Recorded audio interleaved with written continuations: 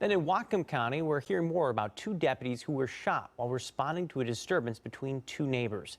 Now, both deputies have been released from the hospital and are continuing to recover at home. Both suffered head injuries after being shot at with birdshot from a shotgun. Deputy Ryan Rathburn has been with the Sheriff's Office for 16 years. Deputy Jason Thompson has been with the Sheriff's Office for 13 years. Now, the Sheriff's Office says Bellingham police are still investigating, but the Sheriff also says that some information is becoming abundantly clear. They tell Fox 13 News that the deputies followed their training and that 3 Good Samaritans stepped up by jumping in to help the deputies. The Sheriff said the department does plan to give them some sort of recognition to all 3 of those people because they opened fire on the gunman. That person, by the way, the gunman, is being charged with 2 counts of attempted murder.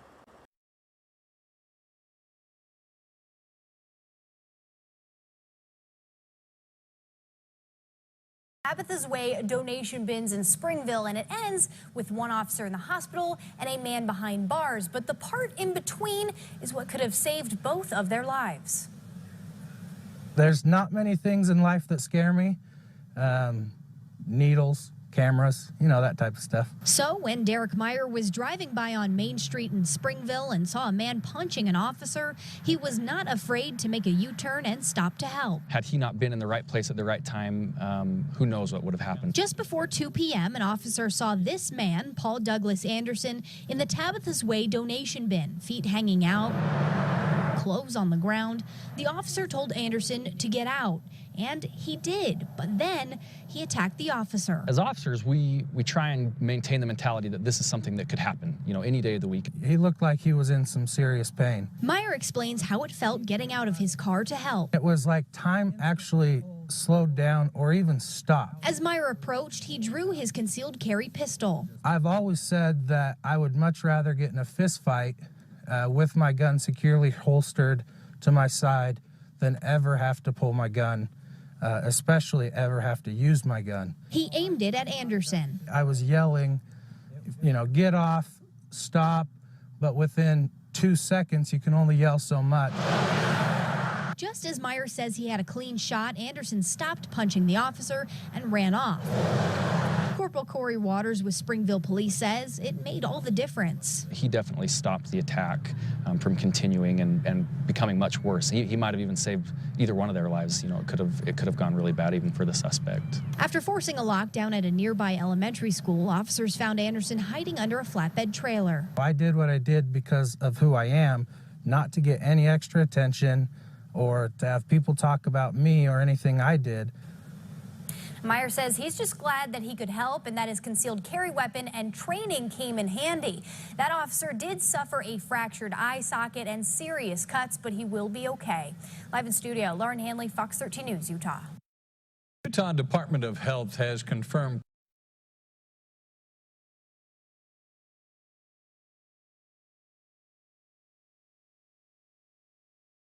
he was welcomed home by a grateful department. Officer Luis Duarte's brothers and sisters in blue, lining his Romeoville driveway. For him to be shot that many times, I'm just glad that he's back here, and I'm glad that he survived the shots. The 31-year-old Cicero police officer released from the hospital 5 days after being shot. Duarte's call for help last Thursday, a searing reminder of his ordeal. Cicero getting off I-55. I've been shot several times. It happened during a traffic stop on Cicero near the Stevenson. The driver opening fire, police say, hitting Duarte in the abdomen, leg, and arm. Police say as the driver ran away, he continued firing at Duarte's partner. That's when another driver with a concealed carry license jumped out of a red Jeep and drew his weapon. I fired my arm 3 times to try to stop the suspect. The man who allegedly shot Officer Duarte was arrested and taken to a hospital for his own wounds. Tonight in Duarte's neighborhood, relief and gratitude. You consider him a hero? It's a hero for me, yeah. And think of all these people for the neighbor, yeah. Police say Duarte still needs time to heal, but he's eager to return to work.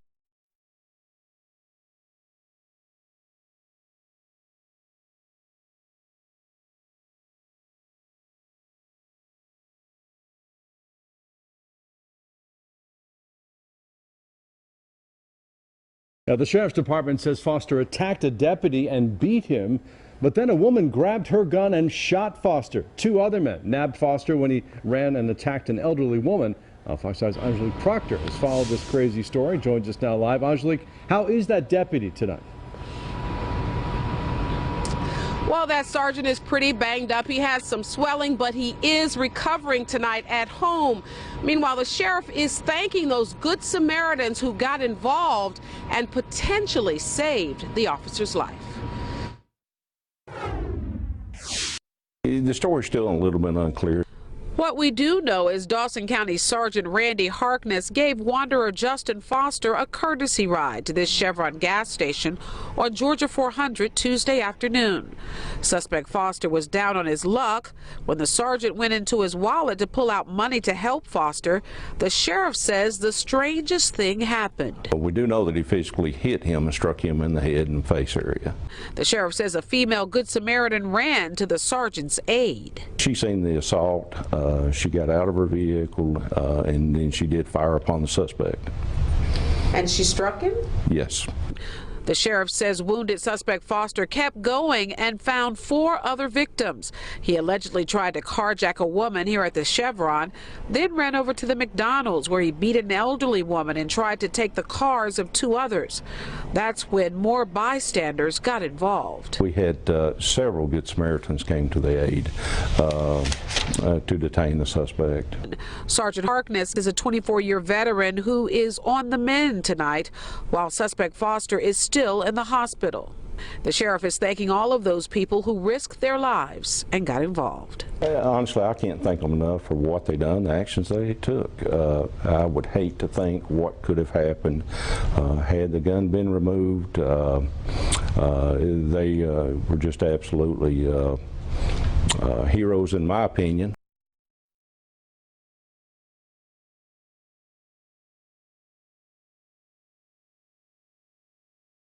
An Arizona state trooper is shot in an ambush attack at the scene of a crash. He is alive today thanks to a passing driver.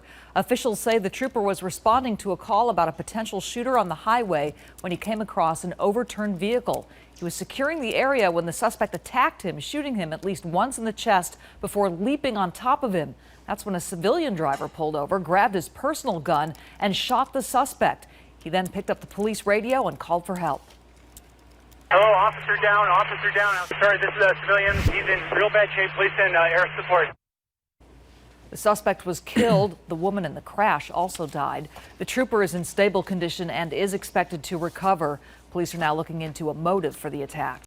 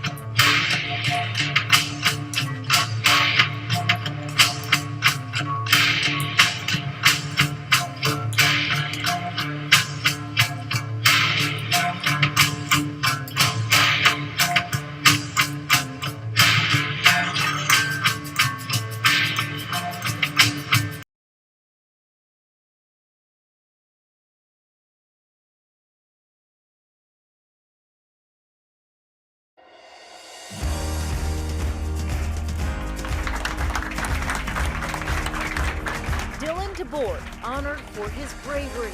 He happened to be at the right place at the right time to help this Ohio officer, Corporal Michael Wheeler, get out of a dangerous situation. I just didn't expect you to recognize for doing something that I really thought was the right thing to do at the time. Dylan, who has a concealed weapons permit, drew his gun to scare a homeless man attacking Wheeler.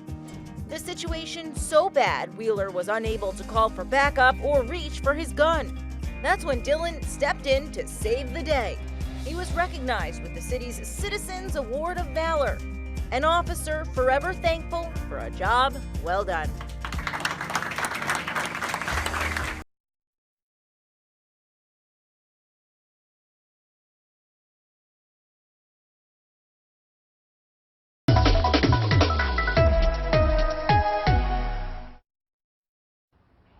Yeah, Paul, just take a look at this. It's been a week since this incident, but still there's police tape lying here in the neighborhood.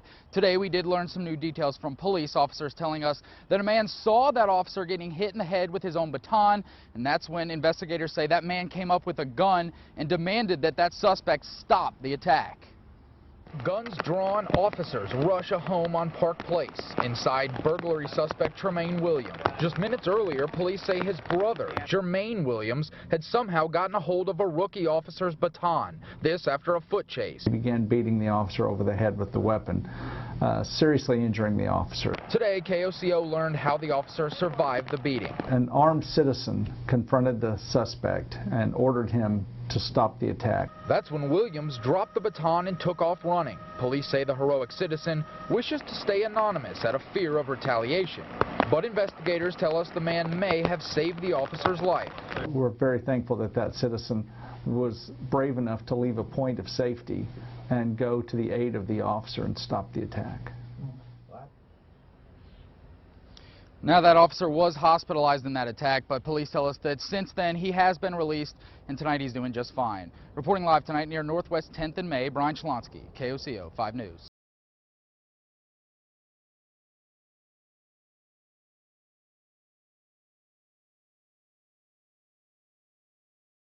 New developments tonight. For the first time, we're hearing from the homeowner who shot suspect Clinton Hurley after he tried to break in and allegedly hurt his family. Hurley was on the run following an attack on a Maricopa County Sheriff's deputy who is still on life support tonight. Team 12's Jess Winters spoke to the man who says that he didn't want to, but he had to fire back. 30-year-old Clinton Hurley was already in trouble by the time he trespassed on the homeowner's yard near Buckeye and Wintersburg Road in Tonopah. The Maricopa County Sheriff's Office says on Saturday, Hurley attacked and seriously injured a deputy as he was being processed on felony warrants, then stole that deputy's car. But it's time to make a choice and recognize that there are evil people in the world that wish to do you harm and your children and men and women in uniform. And this is the perfect example of what evil looks like. The manhunt in full force, but we now know he ended up about 30 minutes away in Tonopah. Law enforcement officials say the homeowner and Hurley have history, but the homeowner tells 12 News he didn't even know Hurley, explaining that history means he had 2 separate random encounters with him. First on Friday, when he says Hurley just showed up in his yard with a wooden knife, scaring him and his daughters. Then the shootout on Saturday. The homeowner says Hurley circled back, this time bringing a gun and pointing it right at his dad. They exchanged gunfire. The sheriff's office says Hurley was hit and airlifted to the hospital. The homeowner says he doesn't normally carry a gun, but is grateful he decided to that day so he could protect his family. Jess Winters, 12 News.